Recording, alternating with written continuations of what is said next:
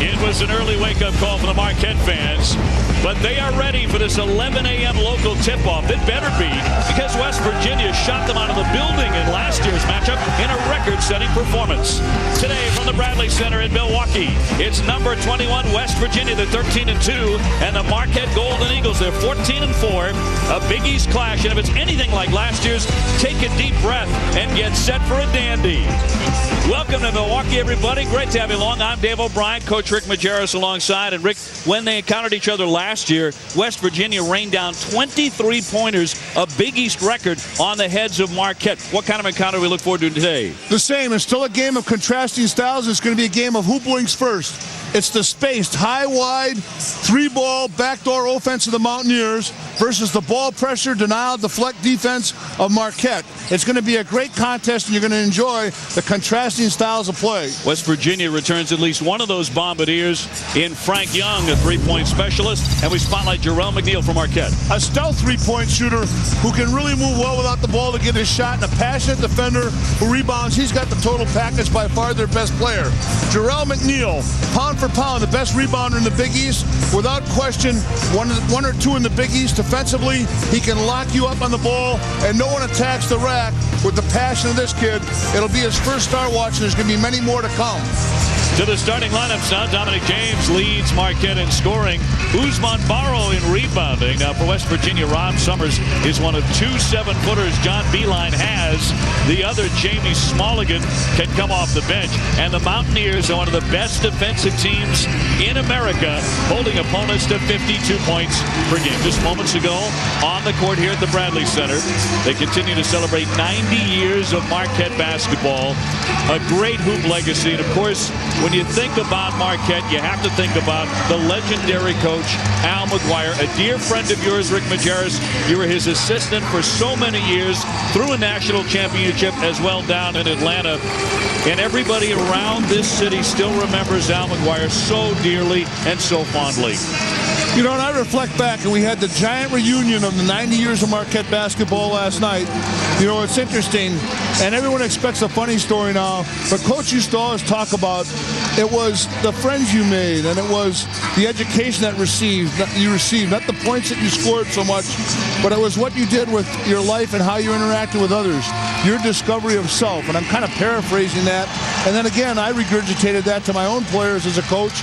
And that's what I remember most about Al in a setting like this. I can regale you with stories all night long that are somewhat funny. And you have, by the way, in the couple of days we've been in town. It's magnificent. But seeing these 128 guys here that have come from literally all over the United States and some foreign countries to come back to a school where each of them have a legacy of their own and help to build the legacy of Marquette really speaks to the best of the college basketball experience, so much as opposed to the monetary pro ball that all these guys, when they get the pro ball, they're going to find out it's not that pie in the sky nirvana that they perceived it to be. I know you get a little emotional, and the Marquette fans do too, watching these gentlemen walk off the court a little slower than they did back in the day. The hair's a little grayer, but it really is terrific when schools celebrate their legacy as the Marquette fans are this year. Well, there's guys wearing yellow pants. That's Tommy Flynn, Al's first star. He's got yellow sweatpants on with his gray hair. He looks like an eccentric millionaire. Probably Trump or Rosie will get him on their shows soon. Well, this past week marked the first week of the season in which Marquette was not ranked in the top 25 polls this season. They're trying to get back in. They fell out after back-to-back Big East losses to Providence and Syracuse. So Tom Green, in his 8th season, has been averaging 20 wins a year in his first 7, looking to get back into that top 25. What a game they played last year with number 21 West Virginia. They match up again today. Maybe a very different style of battle inside the Bradley Center, but the lights are back up, and we're ready for this early tip-off here in Milwaukee. Great to have you along. West Virginia, the blue, wins the opening tip. Well, they say Milwaukee's a shot in the beer town. They're all still having their Boilermakers. They'll be here for the first time out, though. Dennis Nichols, an outstanding point guard, handing the ball off there. Alex Ruoff can shoot it from outside, a Big East academic all-star as well. Very bright young man. West Virginia working the ball around. Here's Young with the first one of the day. Off target. Marquette wants to run. Here comes Jarrell McNeil. Pushing it on that baseline. Banks it short. And you wonder with the 11 a.m. tip-off if it's going to be that kind of first half with a lot of misfiring.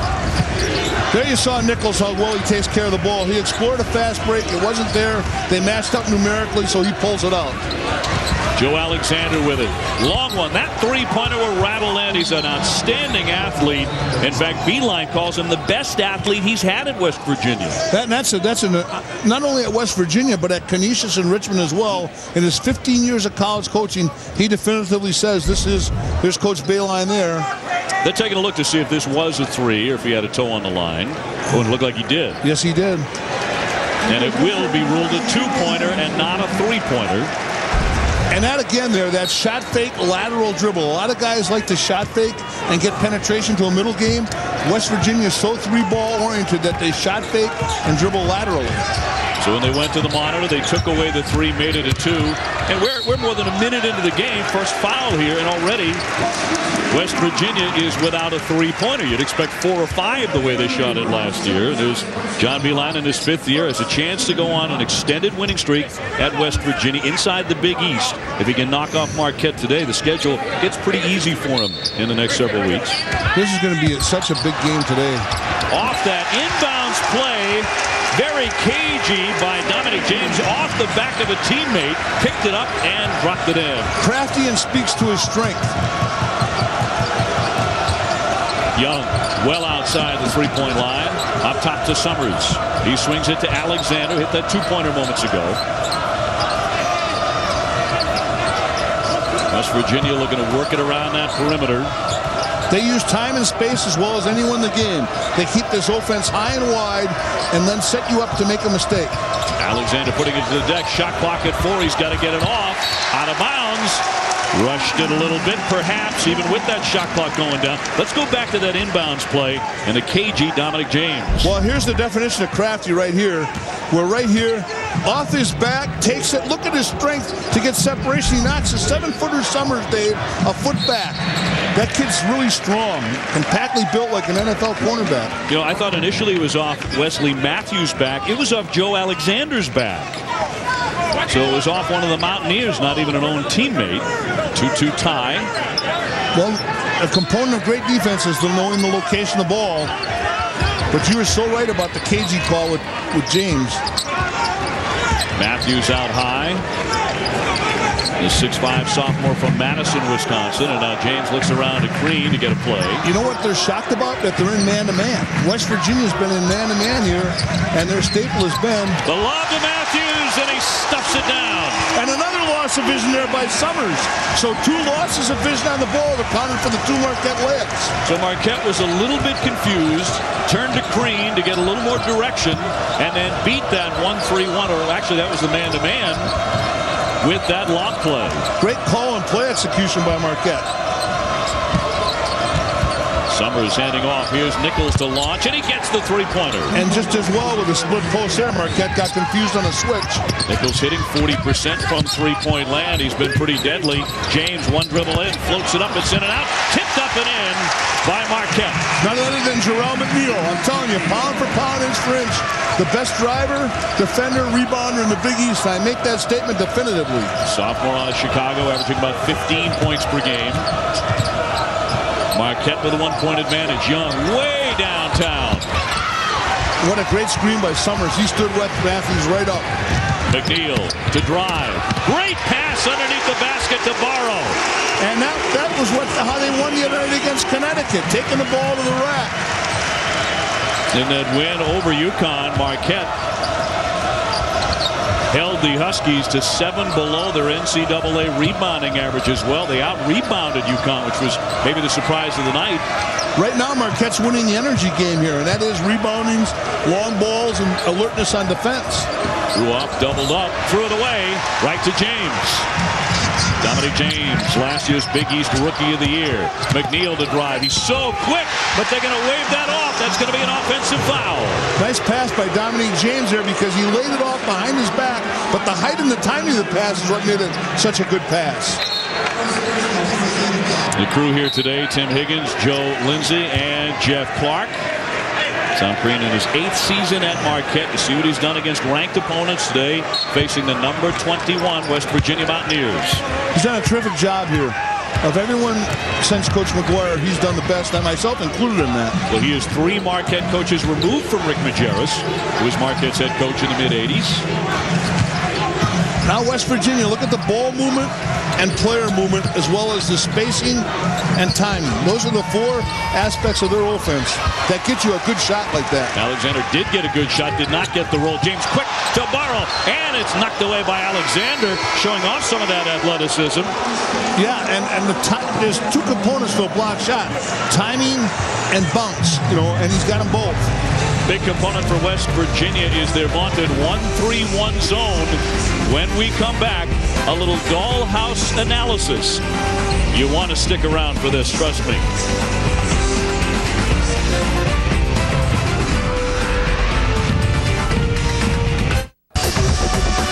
Back in Milwaukee, Wisconsin, Coach Rick Majerus, Dave O'Brien with you. Marquette on top 8-5 over number 21 West Virginia. It is television. We love visual aids. Coach, let's get right to it. This is very unique as you size up how they play this. You'll never see this on TV again.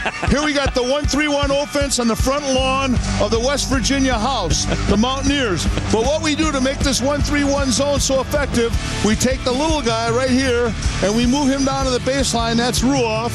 And then we move the big guy, Alexander, number 14, up here. And now as we do that, we've got a formidable 1-3-1. Formidable. With our point guard Rule on the baseline. We've got our big guy, Alexander, on top to deflect. And then what sets up our offense is the back door. We're coming in there with as many bounce passes as we can. And then once we've got them out on this back door and we soften them up, we're going to lift the roof of the house off. And what do we have inside? A bunch of threes. A bunch of threes. Here they are. More threes than you can stand. By the way, the little guy in the pink onesie is not practicing hard. It's just not working. Well, this is a house that Bayline built, and Ward, June, Beaver, and the Cleve are all here.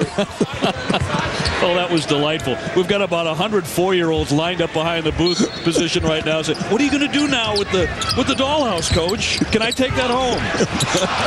We're in touch with our inner selves. That's the truth. And it's an 11 a.m. tip-off locally. 8-5 Marquette. And John Beilein, of course, done a great job with that defense. Number 2 in scoring defense in the country, holding opponents to 52 points per game with that 1-3-1. And they're coming out man-to-man again. I just can't understand it. They're so good with the 1-3-1 and the 2-3, and Marquette has struggled against every zone it's faced. They free switch. Dominic James has got the mismatch. James trying to bounce it for Lazar Hayward, but a little bit of miscommunication went behind him and a turnover. And that's an indication of how good an athlete Alexander is, because James was reluctant to take that mismatch against the 6'8 Alexander because of his athletic ability. And Marquette not the same team that killed opponents from three-point land last season. Not a very good shooting team. Swooping underneath Alexander. How about the long arms and that ability to catch the ball? And right on call, just as we said. Marquette's out on the 3-ball, and then all of a sudden the back door hits you. McNeil, quick step to his right, threw it away. And the Mountaineers to push the pace a little bit. Now Ruoff will pull it up. He nearly lost it off to Nichols. I love McNeil's heart. His head is a little bit turnover prone. Young wide open in the corner. He's knocking down 44% of his triples and puts West Virginia on top 10-8. So we saw the back door and the 3 out of our dollhouse, and now we're looking at the 1-3-1. Barrow wriggling free. A foul on the play as Hayward hauled in the rebound. We go back to that back door you were talking about in the dollhouse presentation. And Marquette's in its denial, deflect, defensive mode. Here we see the overplay, the denial, no ball pressure. The most important thing that you need to do to stop the backdoor pass is pressure the passer. Lazar Hayward at the line, the 6'6 freshman out of Buffalo, New York. Played last year at Notre Dame Prep in Massachusetts. We talked about the 2 7-footers, Coach, the West Virginia has. Jamie Smalligan, another one of them, is coming on now. And the best shooter of the 2, transfer from Butler, and like all Butler guys, he knocks the 3-ball down. If you're going to front the post, if you're going to play overplay, deny pressure on a wing, you must have pressure on the passer. Barrow yanking down the rebound, and another chance here for Marquette. What a chess match, and what a terrific game so far. McNeil, dribble drive, tossed it along the baseline, and it's going to be out off of West Virginia. And Smalling got a hand on it. This series tied 2-2. And last year, a wild one as West Virginia scored 104 points and knocked down 23 pointers, a Big East record, in knocking off Marquette. Now they're back in a 1-3-1. They've given that man-to-man a look, and they're in 1-3-1. Barrow turns, a little hook shot, followed his own miss. He's been relentless on the offensive glass. McNeil got knocked down shooting a three. Good call by the ref. Alexander shouldered him to the floor after the shot. This is a foolish foul, 28 feet from the rim. And it wasn't necessary. So Jarrell McNeil will get 3. Scored 19 at Connecticut to lead Marquette to the victory this past week, ending a 31-game home winning streak for the Huskies. But the Golden Eagles of Marquette are a poor shooting team, 11th in the conference in field goals, 13th in three-point shooting, and dead last at the foul line at 62%. Well, they had lost to 2 consecutive zone defenses, the vaunted Syracuse zone, of course. Went to Connecticut. UConn played them all man-to-man, mano-a-mano, and then suffered the consequences. And give Marquette a lot of credit for its energy. And, by the way, just stuck the Huskies on the glass big time. The leading rebounding team in the Big East prior to the Marquette's arrival at game. That's why your presentation could be so important to keep in mind today because of that 1-3-1 zone that West Virginia employs. Providence and Syracuse, SU, of course, with their terrific 2-3, played zones that ate up Marquette. And they lost both of those games. Ruoff trying to toss it behind his back. Lost it to Matthews. Now Matthews trying to get free. Finally tied up. The possession arrow will take it the other way. Nice defensive rotation there by Marquette to come over and help. But right now, as we come down the court again with West Virginia, watch how high and wide they are. And watch how extended into the passing lanes with overplay denial, looking for deflection and steal, Marquette is. Now they bring their 1-3-1 up and extend it on top, and because Alexander got that foul, they're going with Young on top. See, they protect Alexander, who usually has that top spot, by putting him in a different defensive spot. Lanier really loves that move where he hammers it to the deck, then jumps into the paint and looks for someone wide open. Didn't work that time. Young, the crowd crying for a travel. Ruoff in and out with a three-pointer. Well, that was inside the cylinder. He's lost his shooting swagger. James out to Matthews. All the way through. Tough move, but he's blocked and fouled on the play. He went strong to the rim. 13-11 to play here in the first half. And college basketball continues later today on ABC at 3:30 Eastern. We have the #1 team in the country in North Carolina taking on a dangerous team in Virginia Tech. And Oklahoma against Texas. Regional coverage on ABC. And Carolina, with Hansbrough leading the way with about 19 points and 8 rebounds per game. It's been a while since the Tar Heels have been the #1 ranked team in the country. Hansbrough is by far the fastest runner in the country with the least ability maybe to beat that speed. He runs with his heart. Matthews gets it to go. His dad, you may remember, Wes Matthews, spent a lot of years in the NBA, played 9 seasons in the association with 6 teams. And the irony of that is he was a Wisconsin Badger from 60 miles up the road. And his mom's a better athlete than either the father or the son. Barrow flipping it ahead to Matthews off the turnover. Now the alley-oop, and there's James there going to bank it in. And just like his dad, he has that passing touch. I love Marquette's unselfishness. Dominic James to finish. Marquette opening up a 6-point lead, their biggest of the day. Alexander, he can hit that three-pointer or he can go to the rim.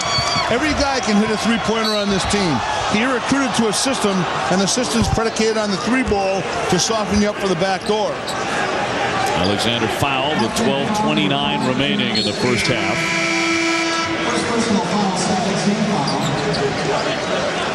If you're going to play for John Beilein, there are certain requirements. You've got to be able to shoot the three. You've got to make good passing decisions, value the ball, and move efficiently and productively without the ball. They have no wasted movement.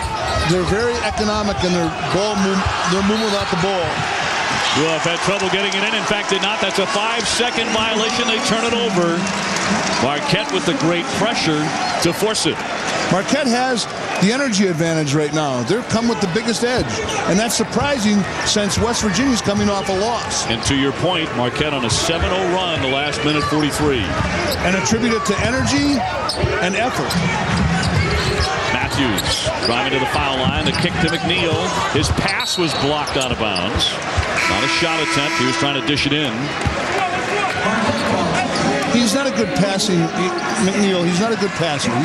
He just, it's a feel for the game passing. You can't coach passing.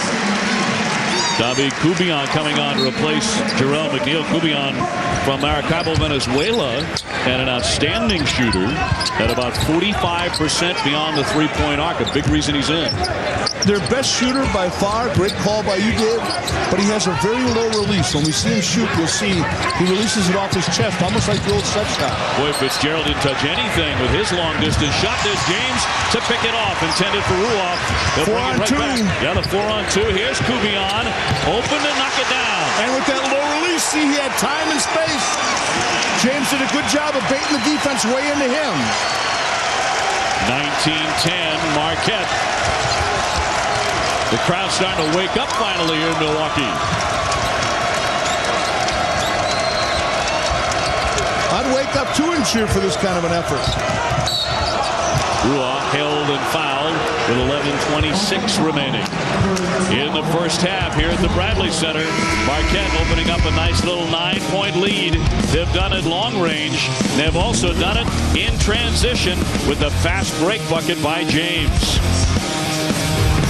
And for Student Spirit Week, how about some of the great venues we're going to be at? Kansas, Duke, North Carolina, Oklahoma State. You and I will be there for the Texas game. Indiana, Pitt, and Illinois, just to name several. Got a lot of spirit here, too, by the Golden Eagles. Now Marquette on a 10-0 run. Watch Dominique James bait the defense here. See him draw him in? That's what constitutes a nice pass.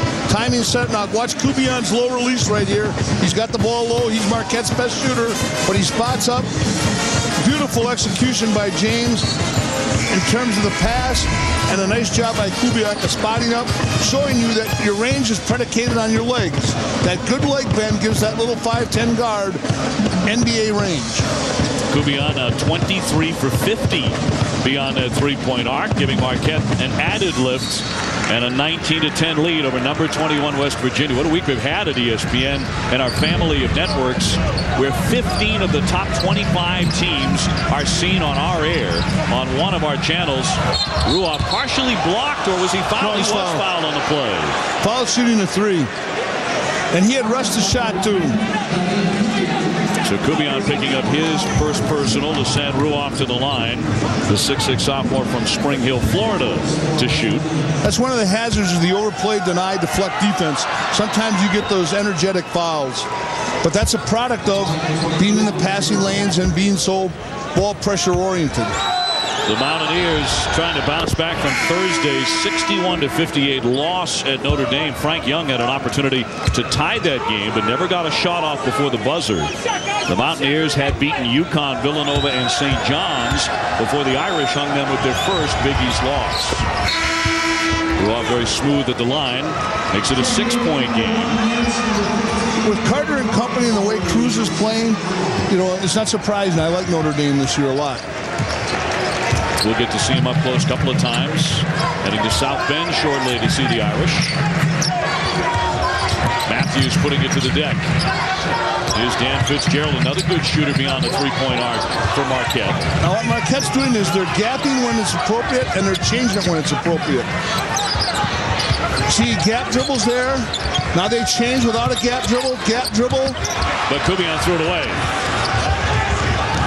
That's unusual for him because he is a good point guard. Young gives it up. The three-pointer off the mark, and that was such a big part of last year's story for West Virginia. So far from three-point land, they're just 2 for 6 today. James jumping into the paint, it's in and out. I like what James did there because he's been reluctant to go to his middle game. Young lines up a long one. Got it! Nothing but net. International three at least. Gee whiz, Frank Young. The 6'5" senior, the lone returning starter from last year's Sweet 16 for West Virginia. Part of his package is moving so well without the ball, and that's in transition. He really filled that lane. Foul against West Virginia. And that will go against Deshaun Butler, well away from the basket.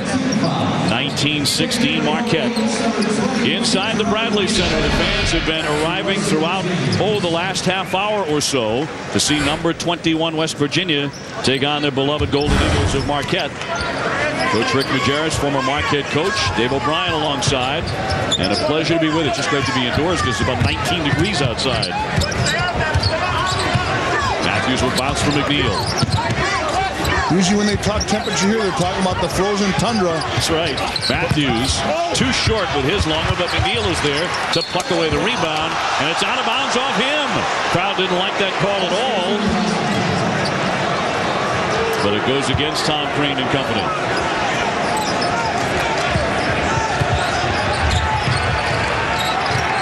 West Virginia looking to draw even on this possession. Methodical, late in the clock, third, fourth side of the floor. They break your defense down. Young with a fadeaway two. Marquette crashing the glass. Fitzgerald came away with it. Young has a total green light and he's earned it. Off the back iron by McNeil. West Virginia in possession here. Looking for their 14th win of the season.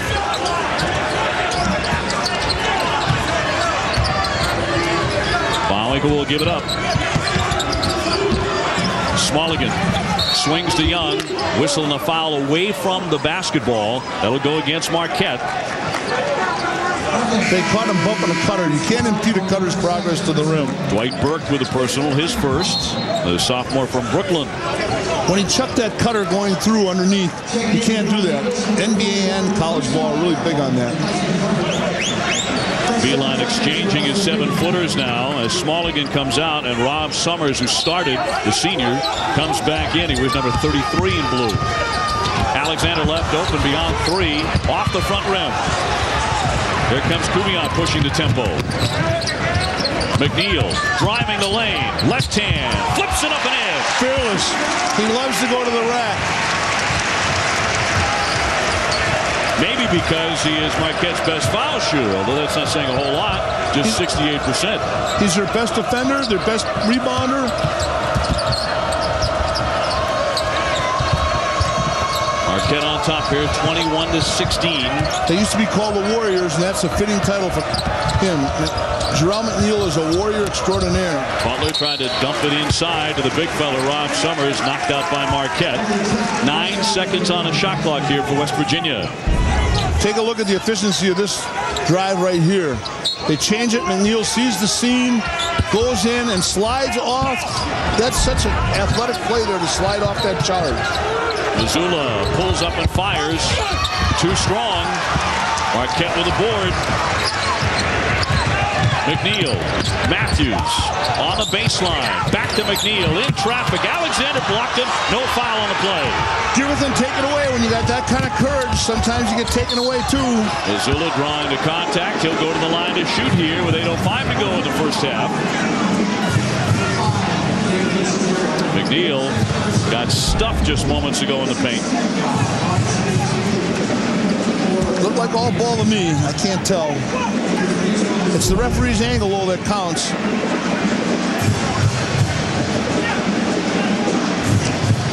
So Mazzulla going to the line. Joe Alexander with that block on McNeil a couple of seconds ago. You pointed out that John Beilein said he's a great athlete. He's probably one of the top 4 or 5 college basketball players in terms of athleticism. He is off the charts. Brings to mind the question, what does make a great athlete and a great college basketball athlete? Timing, bounce, lateral movement, hang time, being able to jump off of 2 feet, repeatedly jump, stay with the play. All those are what NBA guys look for. All those are what you're looking for in evaluating any athlete. Hayward pulls up his dribble. Alexander comes in and commits the foul on Jerrell McNeil. The foul against West Virginia. 21-18. Marquette ahead by 3 on the home court in Milwaukee. Dave, thanks. And how about a little love for the Friar forward, Herbert Hill? It's about time. He's averaging almost 17 points a game. Providence, a big surprise in the Big East, one of 2 unbeatens in the conference, along with Pitt. You don't have to tell Marquette about Hill. He dropped 23 and 9 and blocked 7 shots when Marquette was ranked number 15 in the country. Imagine a kid yellow lining a stat sheet like that and playing in relative anonymity. But I'll tell you something, not only the shots he blocks, but the defensive disruption that he causes. This kid here is the real deal. I saw him against Marquette on tape, and he has an unbelievable presence on the court, and he gets them unselfishly. And Hill has 9 already today, 9 points. That's a kick. 7:35 remaining here in the first half. Marquette has been leading virtually throughout, but now that lead has been trimmed to 3. See how high up? Now they got Butler on the top of that zone, a freshman. McNeil lost the handle on it. Tried to tear it away from Smalley, the 7-footer. He's going to lose that battle every time, and he commits a foul as well. See, sometimes that same heart and toughness is his own worst enemy because he believes he can take anybody on, and he's not afraid of anyone, anywhere. Well, a lot of time left here in the first half. He's just picked up his 2nd foul. Burke has 2. Fitzgerald has 2 for Marquette. Alexander and Summers each have 2 for West Virginia, so foul trouble beginning to become a creeping issue here. But Alexander's fouls will be discussed by Coach Beilein at halftime because they were so far out from the rim, and they weren't disruptive fouls or fouls. They were fouls of omission, not commission. Smalley, as you mentioned, the transfer from Butler, who sat out all of last season at the line here. We had that view of Alexander in his 15 years of coaching at Canisius, and now here, coming from Richmond, calls him the best athlete he's ever coached. With that outstanding athlete on the bench right now and a little bit of foul trouble. It's a 1-point game. Alexander has great hang time in the air. He learns to go to the rim and slide off charges and move that ball to and finish. He's got another component of athleticism is strength. He has that sinewy, wiry strength, deceptive strength. And only a sophomore, so plenty of time. Oh, he's going to be a great player. He'll be all Big East his last 2 years for sure, if not this one. Young gets off the pass to Hayward. The swing to McNeil. Here's James threading right through for 2. What he does best, change the speed, and he can go equally well with either hand, and he finishes with his left, as you saw in that clip. James had 17 points and 4 assists in the win at UConn earlier in the week. Long distance 3. That's not going to go down, and here comes Marquette to push it. Kubion gives him good energy, as does James, of course. West Virginia shooting the clock earlier, Dave, than usual. That'll be addressed at halftime, too. Kubion, quick step, back out to James. Gave it up to McNeil. Tapped out of play and off of West Virginia. We're talking about Dominic James, who could be a blur at times. Watch this. I mean, but he's a blur with a change of speed, Dave, and he can really juke you. And then we saw that nice finish with the left hand. Very few guys can go in that paint and put her down with both hands. Kubion left open, launches. Got it! Three-pointer. Their best three-point shooter. Marquette's lead back up to 6. After McNeil, he's also their toughest player.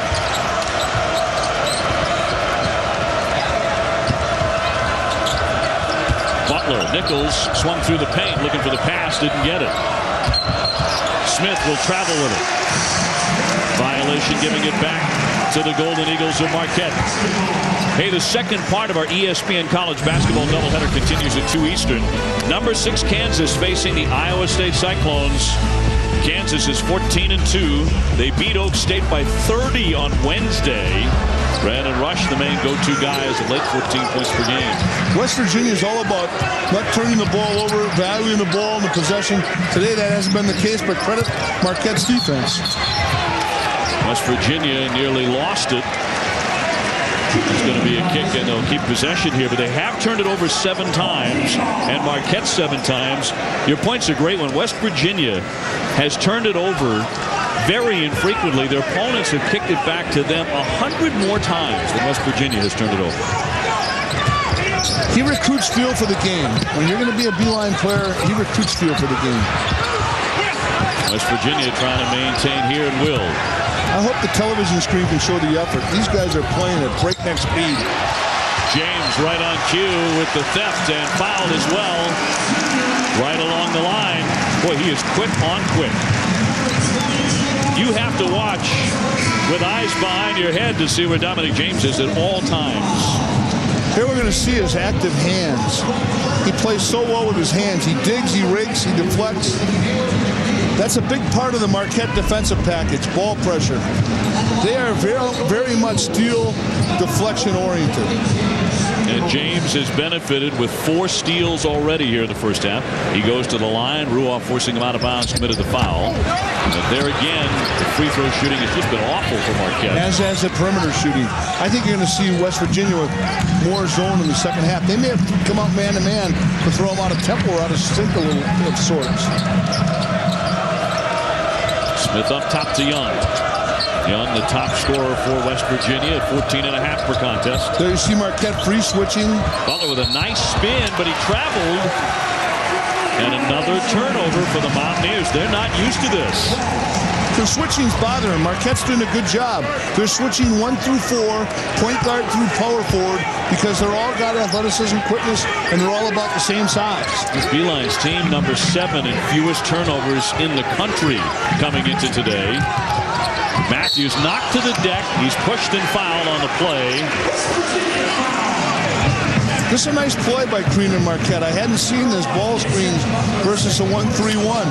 I like a coach who's imaginative and not afraid to take a chance. You know, Barrow was out there with the ball screen.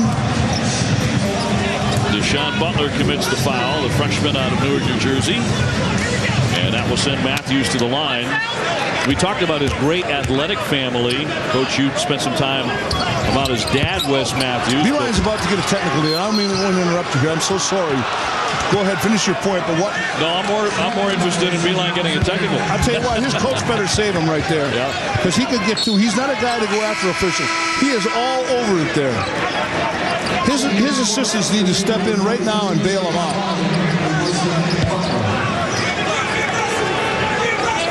Beeline not teed up there, but certainly teed off. It's uncharacteristic for him to go off on officials like that. What do you think he is that upset about? His team has been frustrated today. Another theft. I got to tell you, I thought that was a foul, too. I don't see why he's upset, to tell you the truth. James other than it's 11 o'clock in the morning and 12 degrees. And, you know, he's on the road. We're all in that boat. Nichols underneath. Oh, got a good look but missed it. Burke goes down. He's hit and fouled on the play. 4:13 to go in the half. Just Burke a little shaken up. Just like against the UConn Huskies, one shot. They're limiting West Virginia to one shot. Now they got Alexander on the bench and Summers on the bench because of foul trouble. But nevertheless, Marquette is commanding. They're allowing them one shot, and that's been a big part of West Virginia's offense because they're usually so spaced and spread. They have rebounding angles to the rim. Alexander continuing to sit with a couple of fouls. He has been impressive in this first half here at the Bradley Center, but Marquette as a team a little more impressive. Nice camera shot of Alexander. I don't like his body posture right there. He's got his head down, his knobbers down. You know, get in there and cheer for your teammates. Forget about those 2 fouls. Dwight Burke at the line. Off the back iron, James with a great follow. No one picked him up, and he missed from close range. And back over to the Mountaineers it goes. The size bothered him.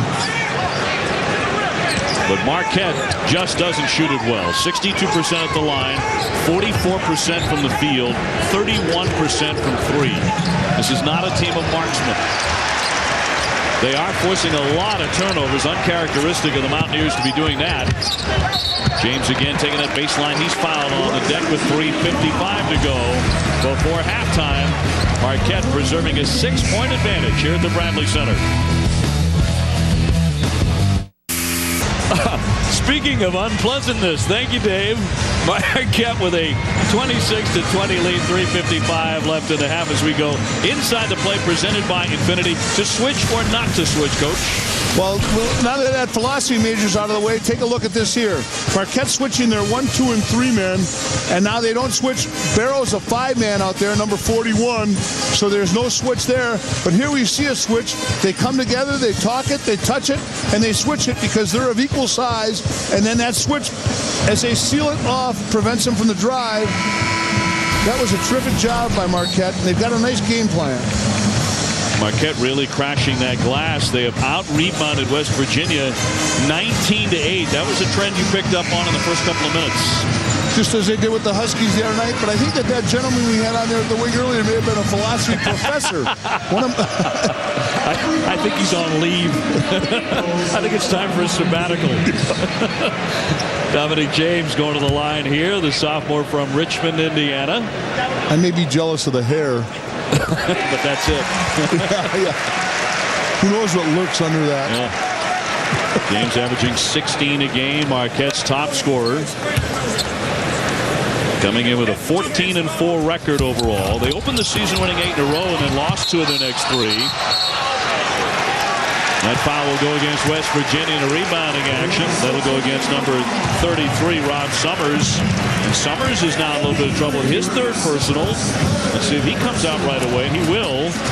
As I should say if John Beilein goes to his bench right now, Tom Crean staying with what he has on the court. Marquette's been quicker to the loose ball, the long rebound. It's kind of a staple of their defense. Beilein's got his head down over there. He's kind of perplexed. Perturbed at the refs, and his players are going to get a what for at halftime because the hustle board is all Marquette right now. So Summers indeed hits the bench with his third. Lott with another one coming. He's got that one-handed shot. He removes the left hand from the free throw, but he got it to go. And again, it's a 9-point lead for Marquette. 2-on-2 press here. They're trying to speed West Virginia up and get them out of tempo, out of rhythm. James with the foul at midcourt, trying to pick it away from Nichols. 3:43 to go in the half. Marquette reminds me of those old Kentucky teams Pitino used to coach. Sometimes they're so active with their hands and they're hitting you so much, the referees don't know what to call. But if you do that early and establish the tempo, sometimes you can get away with a little extra contact. So Darius Nichols to the line, the 6'2 junior for West Virginia. Pretty sweet on that one, and he has had an outstanding season. 70 assists coming in, just 19 turnovers in 15 games. Puts him 10 points a game. He's also their best foul shooter at 89%. So Nichols inches West Virginia a little bit closer, down 7. Fitzgerald looking for the open man, plucked away by the Mountaineers. Here comes Young, and he's fouled by Fitzgerald. Now that was a good foul by Fitzgerald because he didn't want him to get the layup, and nevertheless he did a good job making sure it wasn't a 3-point play. Fitzgerald goes airborne here. They get in the passing lane. That's the danger of going across the face of the 1-3-1 zone, because you've got to remember they've got 3 guys aligned across the free throw line. That's your most apparent turnover to happen to you, and Fitzgerald gave it to him. He also telegraphed it with his eyes, by the way.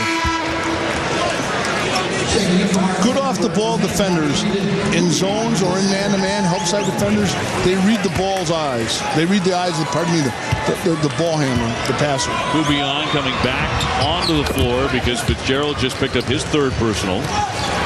I think foul trouble is going to be a big issue down the stretch of this one. Oh, absolutely. And foul shooting for Marquette. James with a catch and shoot. Buries it. 3-pointer. He needed that for confidence. When they lost the Badgers here, they were 3 for 16 from 3, 2 for 15, and then someone hit a desperation. Matter of fact, it was James with a desperation 3 at the buzzer. Mazzulla. Ruoff inside of the big fella. Smallingen turns and knocks it down.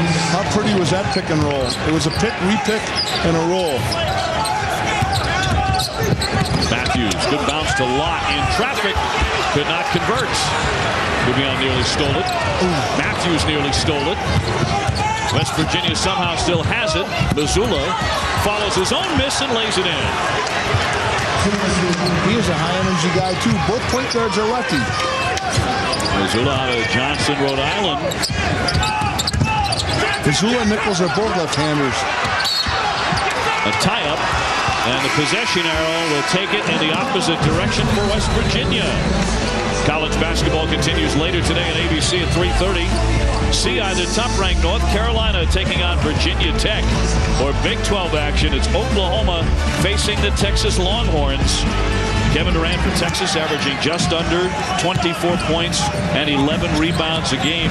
Did you see Mike Anderson, the Missouri coach, said after he just crushed him this week, he said it's time for him to move on to the next league. That will be a charge, an offensive foul against West Virginia. Was that when he's handing the agent's telephone numbers? He said, yeah, enough is enough with this. It's time to go on to the NBA, my man. Yeah, here, call these guys. Call Dave Falk. He did Jordan's ready to do you.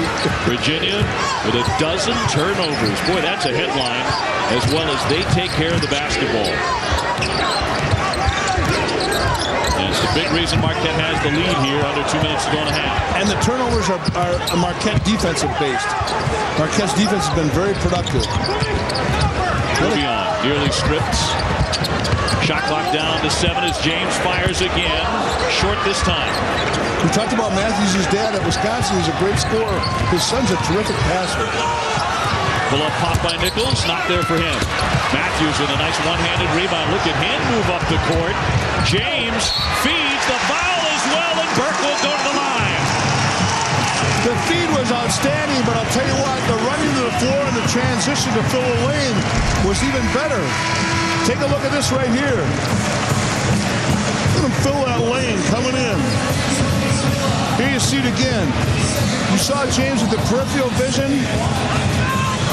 Burke is off the bench, hadn't been playing much, had a good game against UConn, got his confidence up and understood, hey, let me just run the floor, rebound, and defend. Something good will happen to me. Beautifully run fast break by Marquette, trying to cap it with a three-point play, and they do. Marquette well out in front, and fast break points have outscored West Virginia in that category, 11-3. Right now, it's important for Marquette not to give up a three ball. Or a backdoor. And Ruoff does exactly that as he lays it in. Bowinkle with the outstanding pass there.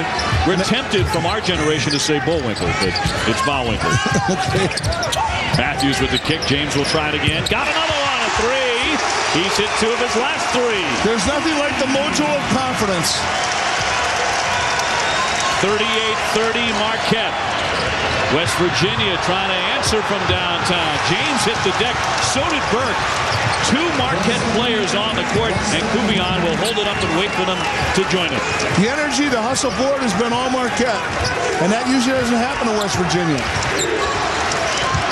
Marquette playing a terrific energy here in the first half, as you point out, particularly on the defensive end. And West Virginia playing quite a bit of man-to-man, but Marquette's defense and rebounding. Burke really establishing himself. He draws the foul and will go to the line with 25 seconds to go in the half. West Virginia may have gotten a little bit complacent and read their headlines, and a young team like that, maybe not knowing how to handle prosperity. West Virginia has already committed 14 fouls in the first half. And Dave, 7 of those fouls have been so far out from the rim and of non-consequential nature. It wasn't where they got called for trying to get a charge and they got called for a blocking foul or whatever. These were fouls like Alexander's 2, where they were big arm motions, not necessary at the time. Marquette doing okay at the line. They're going to the line frequently, 11 out of 16. They get 12 of 17, and not even at the half yet. It's been all the Golden Eagles here this half.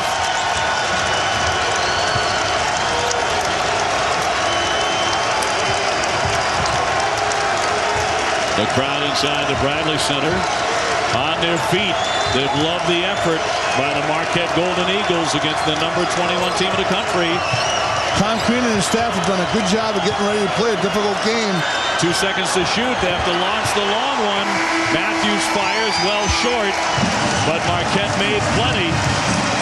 And West Virginia, averaging 11 turnovers per game, has already turned it over 12 times here today. Dominic James with 13 points and 5 steals to lead the way. And Marquette leads by 10 at halftime. As we go to the studio, Dave Revson and Doug Gottlieb, the UPS halftime report. Oh.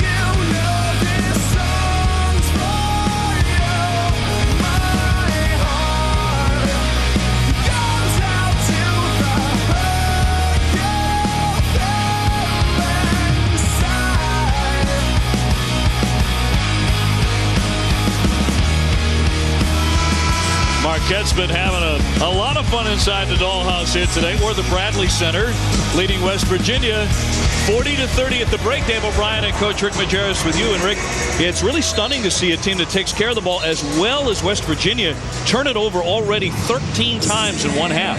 Well, what's accounted for that is Marquette has sped the game up. They've done it with the press, they've done it with their extended defenses, and they've done it with their ball pressure. Also, West Virginia's got no second shots. But in addition to that, how about West Virginia has 13 turnovers in the first half? That's well more than the average for a game. 14 fouls. Alexander has 2. Butler has 2. They're 2 best defenders. And Summers has 3. And they're only 3 for 11 from three-point range because they're rushing the shot. And a lot of this is attributed to the Marquette defense. Yeah, Dominic James has been the real beneficiary. He already has 5 steals. That ties a career high. He had 13 points through the first half. Marquette opening up the second half by turning it over quickly. And here's Frank Young. He could not dunk it down. He lost the handle.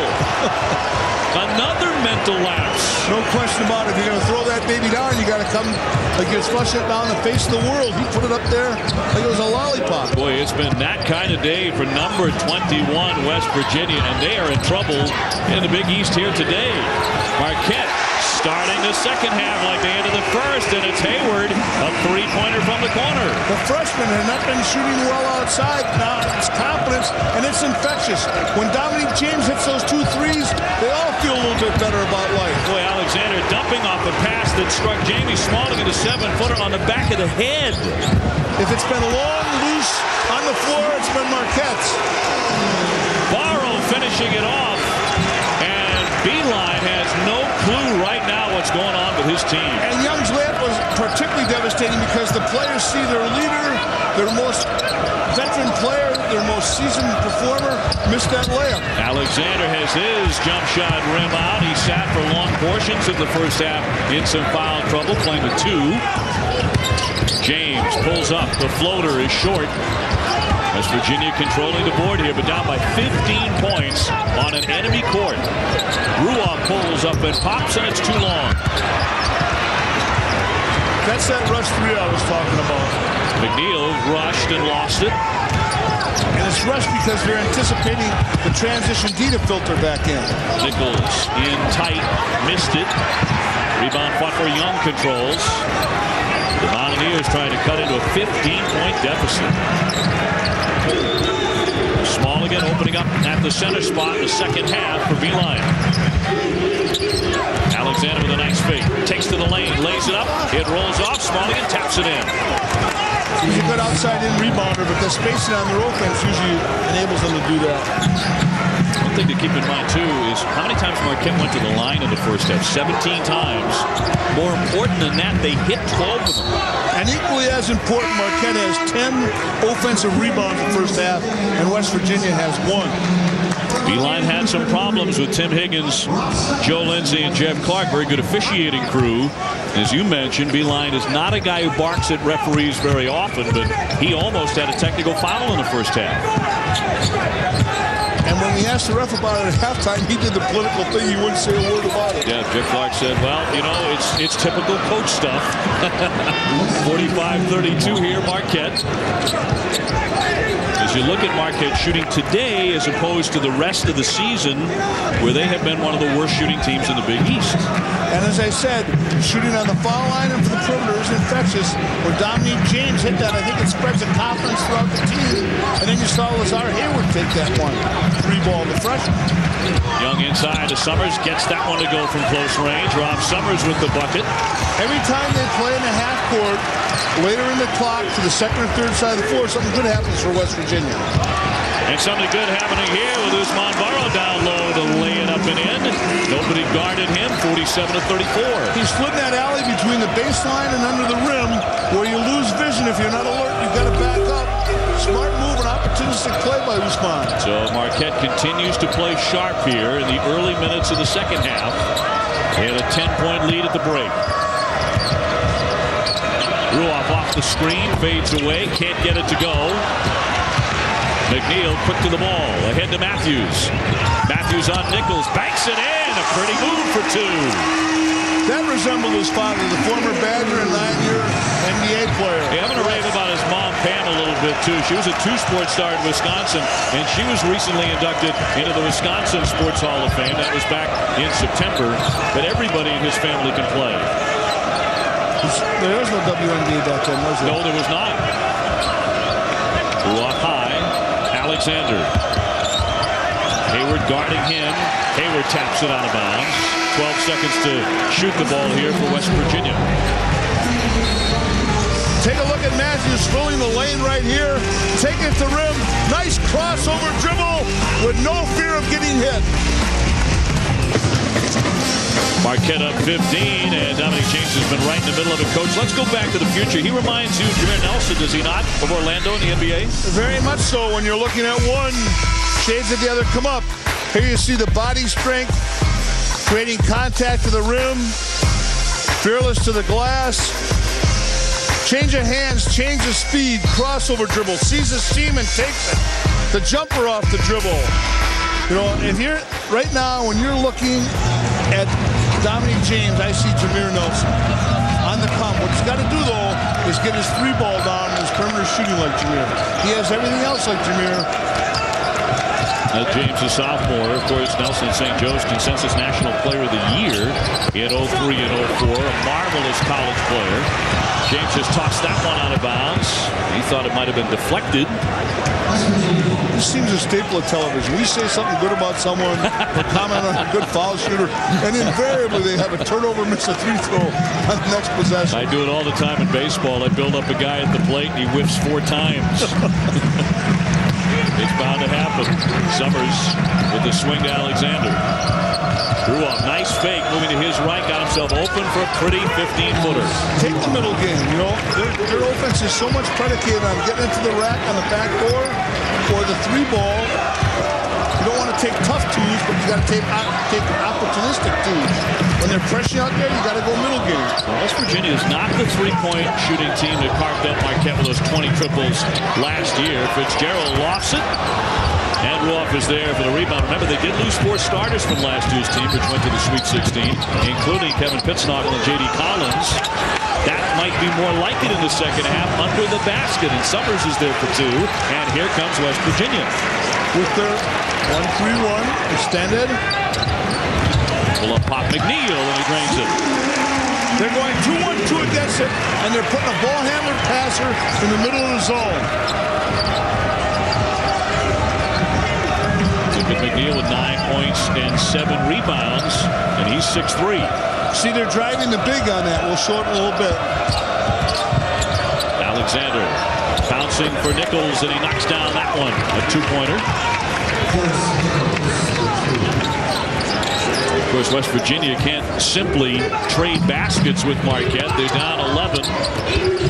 Barrow calling for it underneath, but the foul came before the shot to go against West Virginia with 14 minutes and 11 seconds to go. Here we see West Virginia in that 1-3-1. Marquette goes 2-1-2 against it. Puts McNeil, a ball handler passer, in the middle of it, and he creates an opportunity to shoot by driving on the big. And as a 7-footer, 6'10" guy tries to recover in the middle, he has an opportunity to get a clear shot. Good strategy. West Virginia is the mother of all preparations. Credit Marquette today by being extraordinarily well prepared to defend, to handle a 1-3-1, and to go against the backdoor and the three-ball offense. And the inbound plays, as well as the quick hands for Marquette, really marked the day. Matthews fouled by Young. He'll go to the line to shoot here. One thing that this game leads me to is West Virginia played at Duquesne in front of like 1,200 people, okay? Probably 600 Mountaineers went up for the game, 75 miles away. Then they go to Notre Dame, their first true road game. Now they're here on the road. I've always believed you want to schedule at least 1, if not 2. And I think Pitt, having played at Oklahoma State and against Tennessee early in the year, will speak to that strength of schedule deal, because it becomes apparent when you go on the road and you have to win. They haven't had to beat anyone tough on the road, and so far, if this game holds true to form, they won't. Play a challenging team on the road before your conference play. Absolutely. can't always play on other potential help. A directional school, you got to try to play someone of substance to get a real sense of what a road game is like, especially with only four starters gone from last year. Well, indeed, you mentioned Pitt. We'll see them later tonight, 9 o'clock against Georgetown. That's at Pitt. Weaving his way in, Butler, but takes the contact. He's fouled by Matthews. 54-40, and Marquette with a 14-point lead, looking very comfortable right now. All right, David, put you on the spot. The duel of Levon Kendall and Aaron Gray versus Green, who may be the Big East best passer at the elbow, versus Green and Hibbert. Who are you picking? Well, you and I have seen the big guys for Pitt a couple of times. More recently, I like Hibbert a lot. I think he does a lot of things terribly well, but I'm going with the Pitt big people in that one. Me too. And on their home court.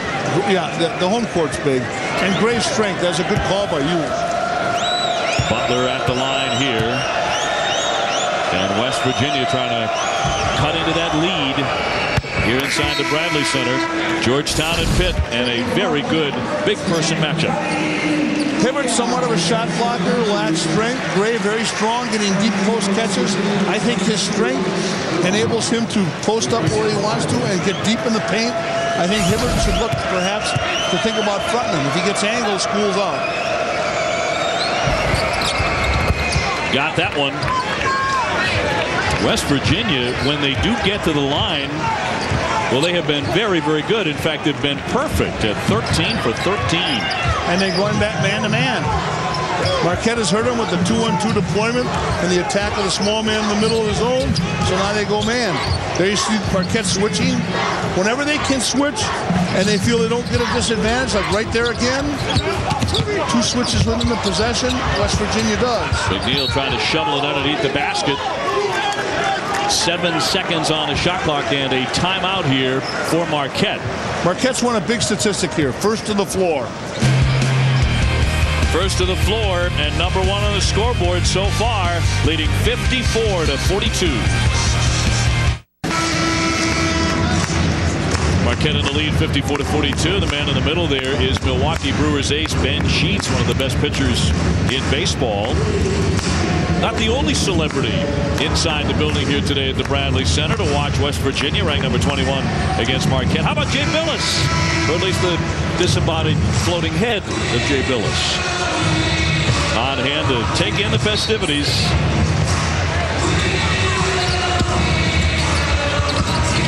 Another good inbounds play, but McNeil got jammed. No foul on that play as he is stuck from behind.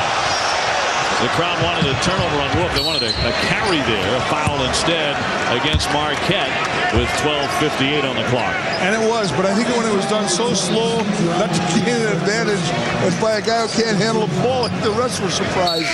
They certainly weren't looking for it. Wesley Matthews getting back in for Marquette. McNeil will step out for a moment. And 3 fouls, by the way, on McNeil. The reason he's sitting right now.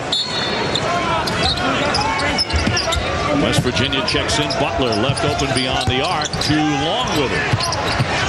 Burke controls the rebound. James tiptoeing along the line. That's going to be off Nichols. Well played by James as he fired it behind his back off Nichols. What a smart play. Look at his balance. He has the presence of mind. He knows his location on the court. He understands what West Virginia usually understands, the value of the possession, the ball. James, such a savvy youngster and only a sophomore, last year's Big East Rookie of the Year. Averaged 15 a game last season, 16 points a game in his sophomore campaign. From Richmond, Indiana, played against Chrysler Newcastle and the Wigwam down in Anderson, maybe the best high school league in America. Shot clock down to 6. James, no foul, it was blocked. But they had trouble getting it away as well. Here's Young to drain the 3. Frank Young, who's hitting 44% beyond the arc. That's been such a big part of West Virginia's attack over the years. Plenty of time left here. But right now, the crowd inside the Bradley Center seems to be resting after their brunch, which they got on the way to the arena today. This game starting at 11 a.m. local. James got a little too tricky for his own good and just lost it. And now a silly foul on Joe Alexander. Foul against Dominic James. 11:46 left. Marquette 54, West Virginia 45. Dave, thank you. Doug and Tom as well. 54-45. Marquette with the lead with a little less than 12 minutes to play here in the second half. Rick Majerus, what does West Virginia have to do from here on out to get back in it? Take care of the ball. Characteristically, they've been really ball strong and they're very possession oriented. Not today. They got to get the 3 ball later in the clock where they have more time and space to shoot it. And then they must block out. Marquette is killing them on the offensive glass, getting second and third shots. Alexander bumping on Fitzgerald. Fitzgerald denying him all the way, but Fitzgerald got drilled. Tell you what, when they don't call that a foul, you know it's a physical game right there. Take a look at this body. Here's the hustle board right here, and it's all Marquette. 15-3 in fast break points. Blocks are more an indication of athletic ability, but how about offensive rebounds on a 10-3 disparity for the Mountaineers, and steals are the same, but I would give Marquette the edge almost 3-1 in deflections. And all those deflections and steals for Marquette. Timeout, Beeline and West Virginia. He's barking at Alexander right now. Beeline has not had a fun day here in Milwaukee. Marquette with the lead. You know so much about me. Honey, you should try this. No, I don't think that's a good idea. Come on. Thank you.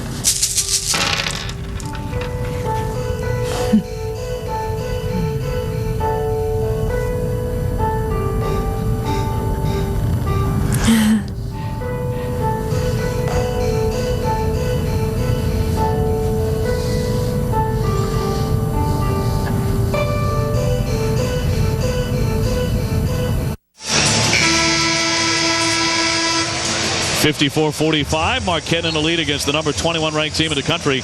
College basketball continues later today on ABC at 3:30. Regional coverage, you can see either top-ranked North Carolina, the Tar Heels taking on Virginia Tech, or Big 12 action as the Oklahoma Sooners face the Texas Longhorns. On ESPN and our family of networks throughout the week, you will have seen 15 of the top 25 ranked teams in America and 7 of the top 10. Alexander. Fitzgerald has recovered after the non-foul physical contact. Alexander misfiring. He also has not enjoyed his stop in Milwaukee today. And Marquette with the ball again, leading it by 9. James had it partially deflected. They swing back up top for Matthews. Matthews is so poised and so composed for a 3-man. He really is the point forward. It was in this very arena right here where Nelly initiated that Paul Pressey point forward offense, and he would have loved to have Wedge Matthews. I'll tell you that in that position. Yeah, you can see some of that family background really paying off for him. Shot clock at 5. James leaning in. Barrow there, follows and misses. And a foul underneath. This man playing with great heart.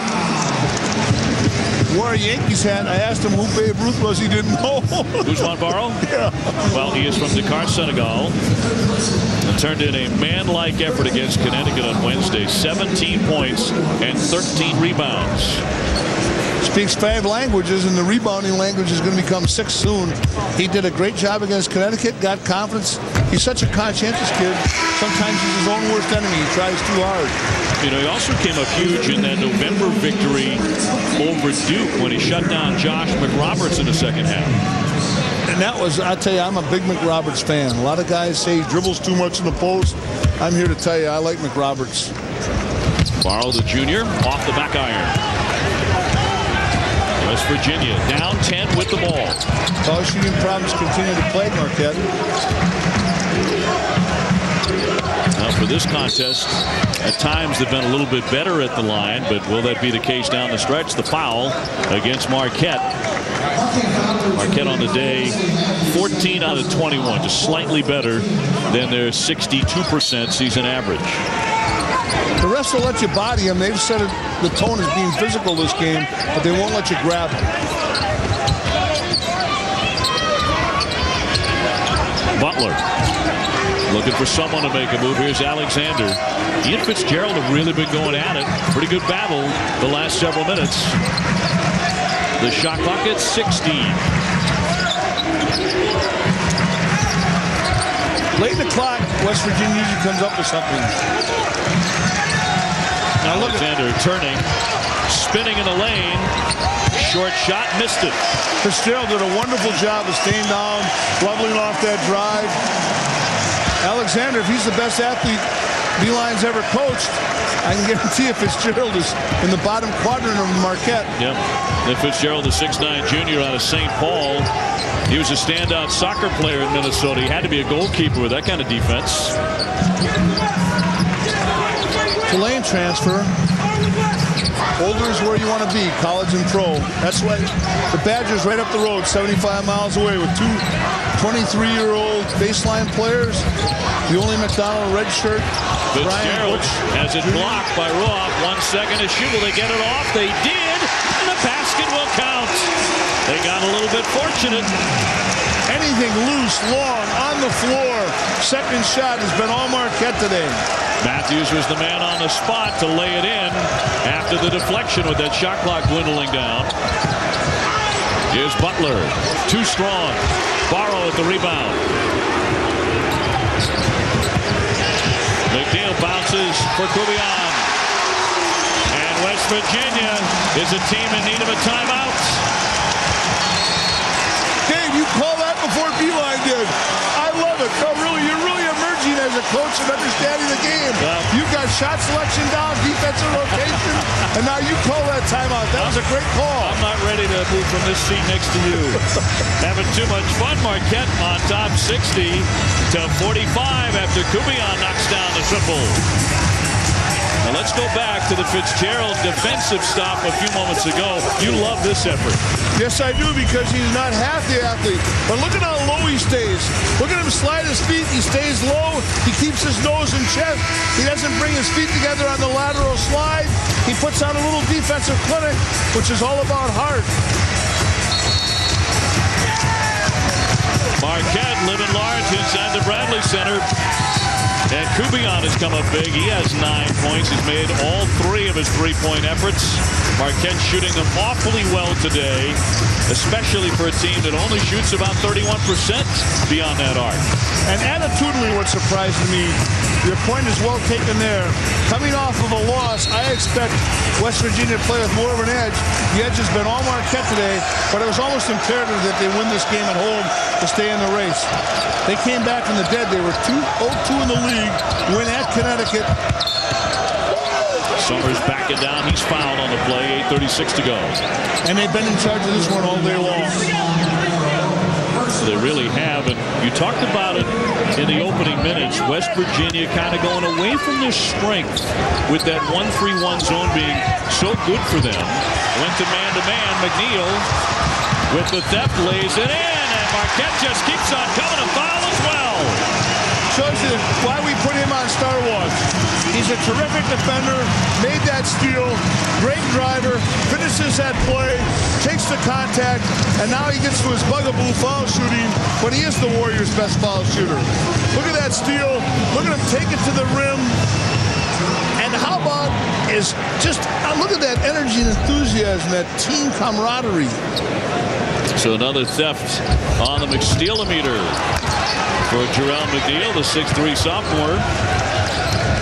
That was a fatigue miss. He didn't get his knee bent in that. Can't complete the three-point play. And Missoula up high for West Virginia. Can't be too tired to win, though. Do the Mountaineers have a run in them? And how will it come? Young barely glanced the rim with that three-pointer. Trying to get it all back with one shot. McNeil pumping down that side with Missoula. But they're going to win that battle again as Matthews lays it in. Set it up with a back dribble. Matthews is so understated. His value is not reflected statistically. He's a heady, petty player. A foul, and Missoula will be shooting in a moment with 7:46 to go. Marquette in command. Watch Jerrell McNeil drive this year. He's going to lay the ball off to Matthews, a guy who's a high IQ player. The game makes sense to him. Lays it off. Matthews finishes it. Great job. Marquette with a big lead, 64-47. We'll see if West Virginia has any life left in them, but second half runs have been huge for this Marquette team. Rick Majerus against Connecticut over the last 7 minutes, a 16-2. And today over the last 441, 10-zip against West Virginia. And the runs primarily consist of two important aspects. aspects of play. Getting into the offensive glass, and then the defensive ball pressure, denial, deflection. West Virginia today, you could tell they were going to be in for a long day. They got no back doors.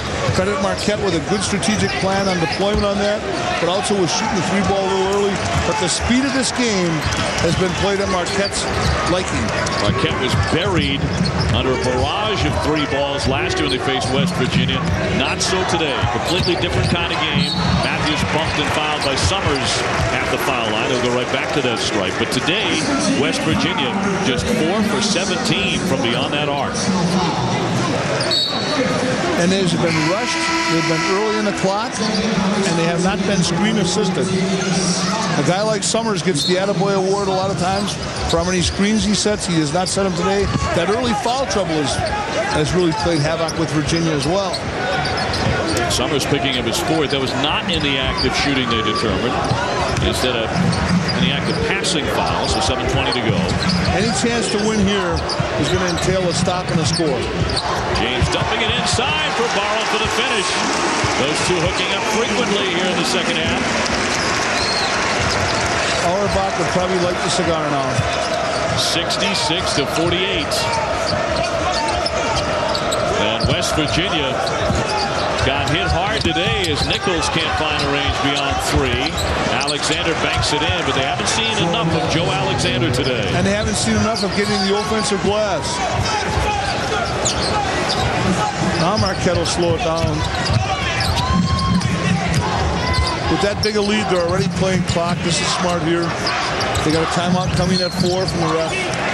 Holding foul against West Virginia moments ago. James and Barrow hooking up for a dandy. Look at James with his vision there. And I love the way he delivered the pass. Always pass higher near the rim so the big guy can catch it and in rhythm take it right up. He didn't have to bring it down. The location of that pass was superb. So with a victory today, Marquette would improve to 15-4. And would record their second consecutive Big East win against a very good opponent, having knocked off UConn earlier in the week. It was on Wednesday night, 73-69. And that snapped UConn's 31-game home court winning streak. And the Marquette faithful just delighted with the effort today. The Golden Eagles keep on coming, up by 18. I commend them for their game plan, their energy. Alexander to Smallingen, doubled up. See, Alexander should have shot that. Matthews reaching in. He is charged with the foul. Let's look ahead now for Marquette. We talked about West Virginia's upcoming schedule. Pretty soft for them. And here's Marquette's. They're at Louisville, then at number 7 Pitt, before Seton Hall, South Florida, and Providence, an upstart Friars team, which has surprised everybody. And beating the Warriors already, but I wouldn't write off a Pitino team. We know where they won today. If Rick Pitino is anything, he's a competitor. They've had some injuries down there. They've had character go home. Now he's back. Right now, Pitt and Providence, the lone unbeatens inside the Big East Conference. And who would have thought it would be Providence? Yeah. And UConn coming off of losses. Their 31 home game winning streak broken here by Marquette. Barrow trying to wriggle free underneath. And it knocked away from him. Nichols pulls it up. Ruoff finds Alexander in the corner. In and out. It's a great growth game for a young West Virginia team. A team returning only one starter from last year. Alexander's going to be an outstanding player. The guy to keep your eye on is number 1, Deshaun Butler. That kid's going to be very good as well. James lays it in with the right hand. Boy, he's had a big day against Beeline in West Virginia.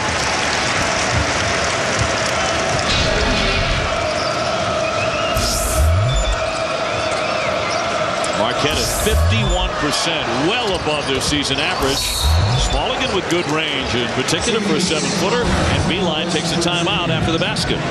The Butler transfer hits the 3. 70-54.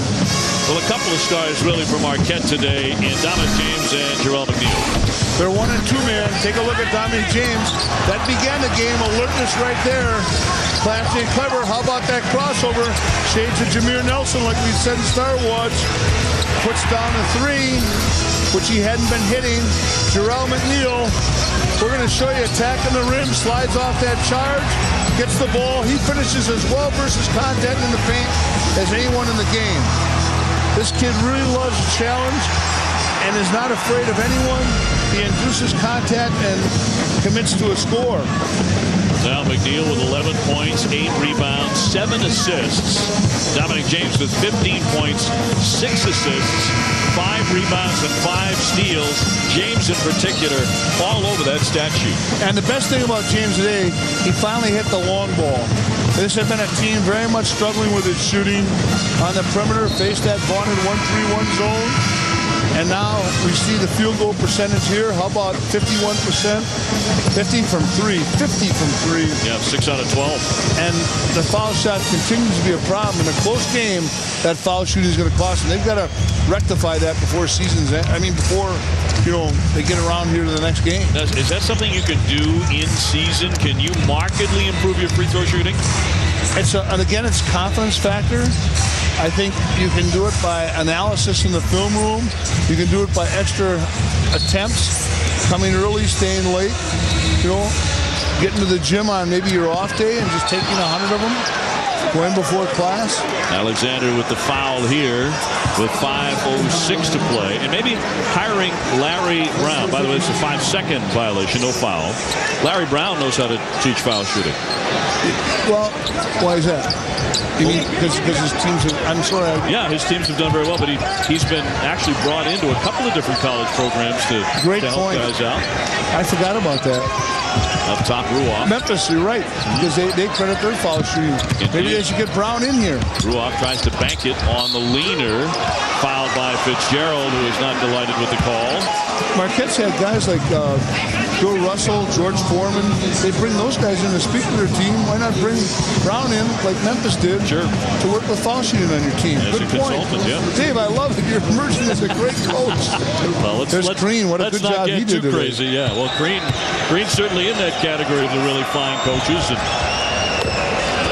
first took the team to the Final Four in 2003 at Marquette.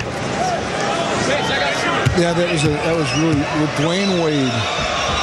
What a great season they had there. Beating Kentucky up in Minnesota. And they faced Kansas, but nevertheless they got there. First time since 1977 when Marquette won the national championship. And you were there alongside Al McGuire. One of the great, not just characters, but great originals and great coaches the college game has ever seen. Great person. The players have a great loyalty to him. Very much more appreciative of, it's not so much the points you scored you remember as really the lessons you learn. Marvelous sense of humor. You've been regaling us with Al's stories for the last couple of years. We've had the good fortune of working with you. Marquette for the shot clock, down to 5. James hears it from the crowd way downtown. He's had a day. He needed that. You say, what can you do about shooting? Makes beget confidence. James with 18 to go along with 5 rebounds and 6 assists. And of course, he's been stealing West Virginia blind from the opening minutes. Another theft. This is Kubian all the way through. And you can turn out the lights on West Virginia. 75-56. Kubian's really helped out. In fact, he hasn't missed a shot. 4 for 4. Well, I got to tell you, on election night coverage, I called that 4.5 minutes ago because of West Virginia. Let's take a look at this right here. First of all, there's a tale of two cities with coaches. But we're going to come up here with Dominic James, Jameer Nelson on the come. Look at his change of pace here. Look at his speed. Look at him rhythm up. He did a great job there of sizing the opportunity, backing the defense off, and creating room to shoot. Hey, Ron, thank you very much. A 2:10 tip for that one. 75-56. You score. Marquette with the lead. Playing here in Milwaukee, Rick Majers, for the Golden Eagles, a little bit of a chip on his shoulder because even though this is their home city, of course, they've had great heritage here on the basketball court. Everyone's talking about Wisconsin, right up the road. And that big interstate rivalry, the war of religion, they lost at home this year to the Badgers. But you got to take your hat off to them. Wisconsin, I feel one of the things that they have done so well is execute. And the reason for that, they have 2 fifth-year seniors in Ryan Chappell and Orlando Tucker. Probably the only McDonald All-American ever to be redshirted. Fourth-year junior in Brian Butch. Fourth-year senior in Cam Taylor. The only underclassman of consequence in the starting lineup. The only underclassman in the starting lineup is Flowers, the great defender. They just have a terrific team. But I'll tell you, Marquette has done a good job of getting up off the mat and coming back off those first two losses. Foul off the front of the rim. Another opportunity here for Alexander, who pulls up on Matthews and drains the short jumper. He, like McRoberts' Duke, has got to become a little bit more score and star-oriented. Sometimes those guys are so unselfish, and he's such a great defender, Alexander, that he's got to want the ball offensively and take shots like he just did in that situation. Fitzgerald did a very good job on him today as James will collect the foul, the basket, and will go to the line. He has 20. Watch his change of speed and his crossover dribble. We got him as being like Jameer Nelson. That crossover looked a little bit like Tim Hardaway. This is his best game since Valparaiso, where he scored the last 16 points of a road game for Marquette to win on the road. 77-58. It's been a dominant performance for Marquette. In the second half, they were up by 10 at halftime. A little less than 3 minutes to play here. Summers just fouled out, by the way. West Virginia and Marquette from the Bradley Center. Coach Rick Majerus, the former Marquette head coach, with Dave O'Brien. Great to have you along. This game starting at 11 a.m. locally, so the fans had to get here right after brunch. My best experience here, though, Dave, was as a student. I got 2 degrees here. Wonderful school, great education. Guys like Father Kelly on the Marquette bench over there.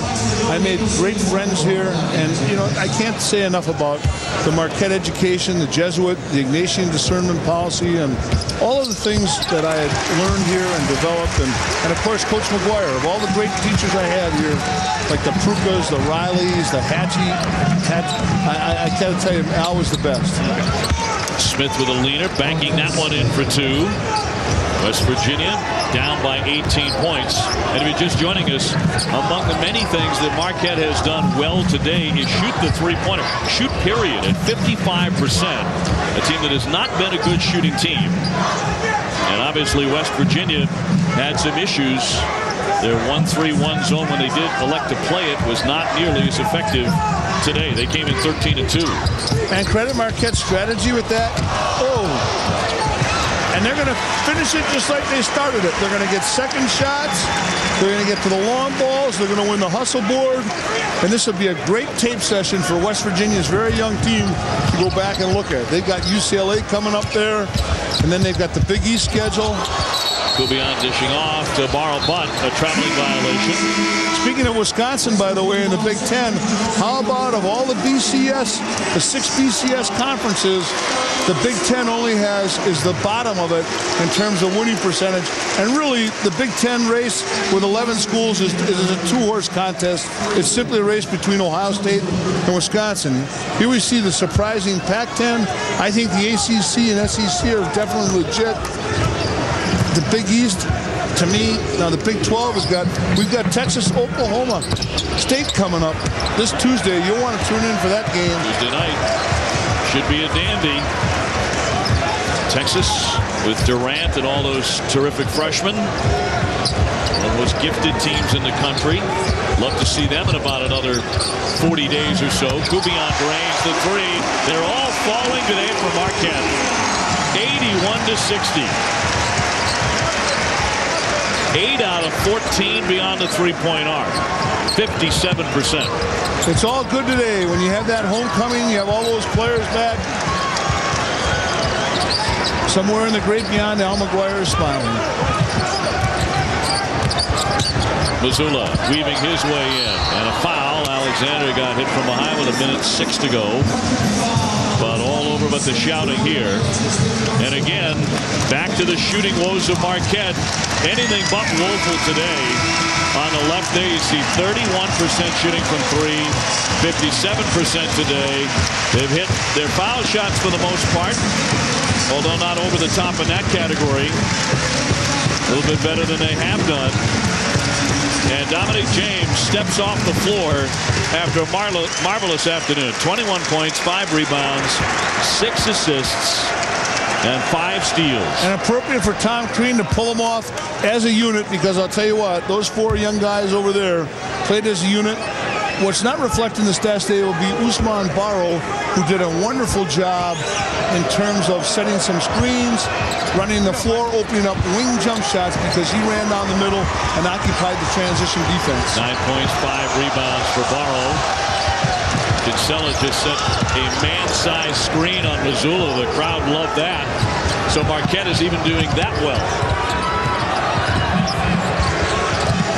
47 seconds left. And the subs on the court here for Marquette.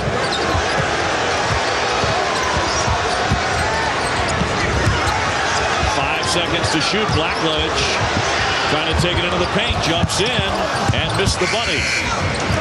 In fact, it never touched the rim. So 20-point game. And Marquette has had it all their way since halftime. And to be honest with you, even before that, that'll be a blocking foul.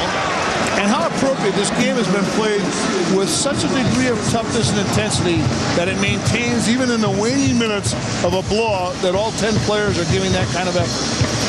There's the face of frustration right there, Coach Beeline. He can't wait to. I hope they got a charter flight so there's a film on it. And believe me, they won't be watching Happy Days reruns. No, nothing happy about what he's going to be talking about either in just a few minutes. But that's where you have your greatest growth. You have your greatest growth through failure. Those problems create opportunities.